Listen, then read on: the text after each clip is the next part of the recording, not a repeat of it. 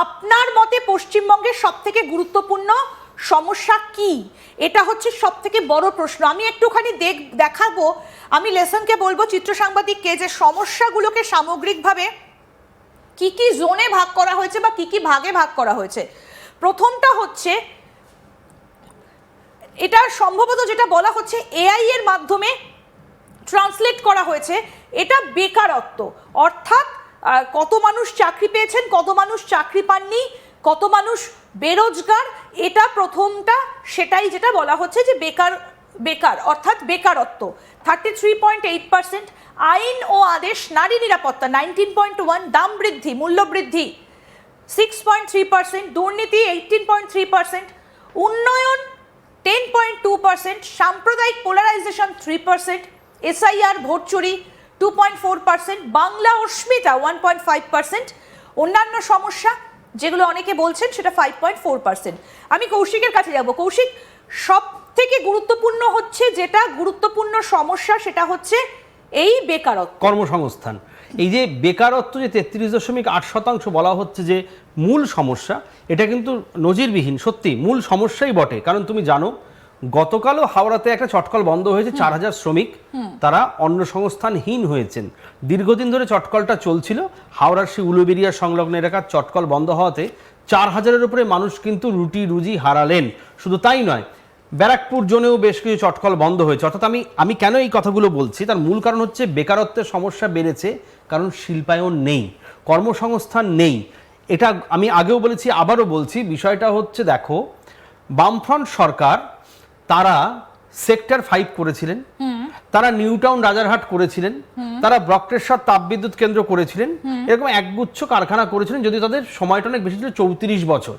কিন্তু সাধারণ মানুষ আশা করেছিলেন 34-এর অর্ধেক হয় 17 বছর, মমতা বন্দ্যোপাধ্যায় 17 বছরের কাছাকাছি পৌঁছবেন, অর্ধেক শিল্পও যদি হতো তাহলে একদম এইটা সবার ওপরে এবং সবার আগে এসসি সম্প্রদায়ের মানুষ বলছেন 36%, এসটি সম্প্রদায়ের মানুষ বলছেন 33%, হিন্দু ওবিসি বলছেন 34%, হিন্দু জেনারেল 30% এবং মুসলিম বলছেন 37%। মানে সব থেকে বেশি সংখ্যক মানুষ কিন্তু এই বেকারত্বটাকে তুলে ধরেছে। তার মানে একটা কথা আমার বলার, পশ্চিমবঙ্গের সংখ্যালঘু ভোট কত? মুসলিম ভোট 37%। সেই 37% কিন্তু বেকারত্বের কথা বলছে। তার মানে 100 জন 37% সংখ্যালঘু পশ্চিমবঙ্গে ভোটার, সেই 37%ই বলছে কর্মসংস্থান নেই, বেকারত্ব। কিন্তু আমার এখানে কোথাও একটা সন্দেহ জাগছে, নিত্য প্রয়োজনীয় মূল্যবৃদ্ধি আকাশ ছোঁয়া, সেটা মাত্র 6%, 8%। দেখো, হিন্দু ওবিসি সংরক্ষিত এসসি এসটি জেনারেল মুসলিম, কেন? এটা তো নিয়মিত। এখনো বাজারে টমেটোর দাম 70 টাকা। তার মানে কি কোথাও একটা দৃষ্টি ঘুরিয়ে দেওয়া হচ্ছে? আমার এই প্রশ্নটা ভীষণভাবে জানতে ইচ্ছে করছে। একদম দৃষ্টি ঘোরানোর তো একটা, এটা তো বারবার মানে লোকাল ইস্যুগুলোকে আমরা যে সময় এখানে এখন স্টুডিওতে লাইভ করছি, আশাকর্মীরা এই মুহূর্তে বিক্ষোভ দেখাচ্ছেন, তারা অনেক দিনের বকেয়া পাচ্ছেন না, মাতৃত্বকালীন ছুটি পাচ্ছেন না। মানে যারা মাতৃত্বকালীন বিষয় সম্পর্কে জানাতে আপনার আমার বাড়িতে বা বিভিন্ন প্রকল্পের খোঁজ খবর নিতে আপনার আমার বাড়িতে যান, তারা এখন অভিযোগ করছেন যে তারা টাকা পাচ্ছেন না, তাদের নির্ধারিত টাকা বন্ধ করেছে। এবং তারা আজকে বলেছেন যে তারা নাকি কেউ ভোটের লাইনে দাঁড়াবেন না, তারা ভোট বয়কটও করতে পারেন, সেই কথাও আজকে আমরা আশাকর্মীদের মুখে শুনেছি। তার মানে কি এই সবগুলো করে দৃষ্টি ঘুরিয়ে দেওয়া হচ্ছে? দেখো, আইন শৃঙ্খলা, নারী সুরক্ষা, সেটাও একটা পার্সেন্টেজ রয়েছে।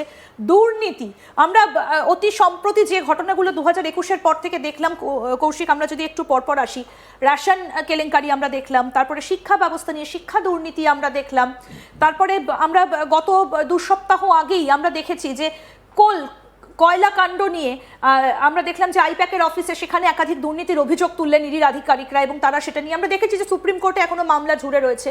মানে কোথাও গিয়ে এই যে তুমি দাম বৃদ্ধির বিষয়টা বললে, 5, 4, 6, 8, মানে এগুলো করে কি কোথাও একটা দোষারোপ, পাল্টা দোষারোপ করে কি দৃষ্টি ঘোরানো হচ্ছে? তাহলে কেন্দ্রীয় সরকার পাটের দাম কমিয়ে দিয়েছে বলে গতকালও উলুবেড়িয়া সংলগ্ন এলাকায় একটি চটকল বন্ধ হয়ে গেল। আমি প্রথমেই বললাম, ঠিক সেভাবেই আমি এটাও বলতে চাই যে এই যে মূল, তুমি যেটা বলে খুব গুরুত্বপূর্ণ, যে দৃষ্টি ঘোরানো।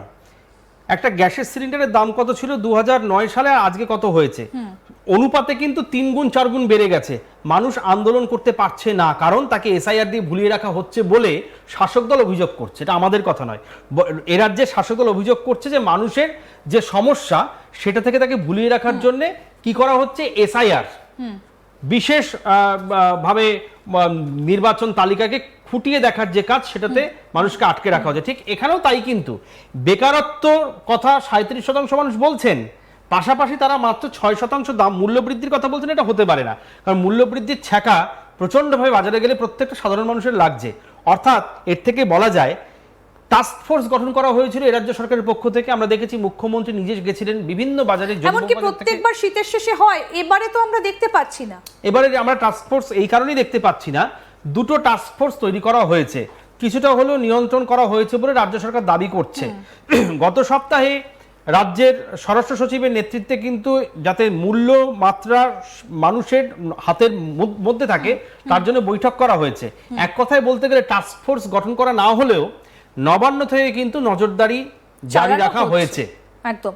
আমরা পরের পয়েন্টটাতে এবার যাই। পরেরটা হচ্ছে, বর্তমান বিধায়ক যদি আবার প্রতিদ্বন্দ্বিতা করেন তাহলে আপনার তাকে ভোট দেবার সম্ভাবনা কতটা? এইখানে আমরা যখন আলোচনা করছিলাম কৌশিক, তোমার নিশ্চয়ই মনে আছে যে একই বিধায়কের ওপর ভরসা রাখতে কোথাও একটা মানুষ তারা রাখতে চাইছেন না, কুণ্ঠা বোধ করছেন যে রাখবো কি রাখবো না, বলতে পারছি কি পারছি না। কিন্তু এখানে এসসি এসটি খুব সম্ভবত বলছেন 22%, ST 18%, Hindu OBC 22%, Hindu general 28%, মুসলিম হচ্ছে 33%। অসম্ভব বলছেন 22%, এসটি বলছেন 17%। মানে এই যে জায়গাটা, এটা কিন্তু ভীষণভাবে একটা কন্ট্রাডিক্টরি, যে দেব কি দেব না, হয়তো শেষ মুহূর্তে গিয়ে বড় কোনো একটা প্রকল্প, ধরো লক্ষ্মীর ভান্ডারের টাকা হঠাৎ করে বেড়ে গেল, কিংবা হয়তো কন্যাশ্রী প্রকল্পের টাকা আরো কিছুটা বাড়িয়ে দেওয়া হলো, তো তখন সেই জায়গায় দাঁড়িয়ে অবশ্যই সরকারের ওপর মানুষের খানিকটা হলেও নির্ভরশীলতা বাড়বে, তখন কিন্তু ভোটে একটা অন্যরকম প্রভাব পড়বে। এটা কিন্তু অত্যন্ত তাৎপর্যপূর্ণ এবং এই বিষয়গুলো কিন্তু ভীষণভাবে উঠে আসে।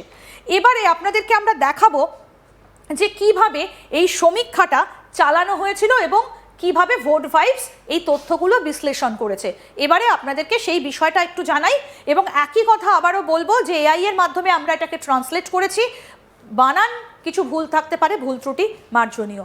আপনাদেরকে এবার ভোট ভাগাভাগির অনুপাতটা বলে দিই, জমি জরিপের কি কি তথ্য। বর্তমান ভোটের অভিপ্রায় দেখাচ্ছে তৃণমূল 39.6% এগিয়ে, বিজেপি 30.5% এগিয়ে, বাম কংগ্রেস 7.3, সিদ্ধান্তহীন 18.5%।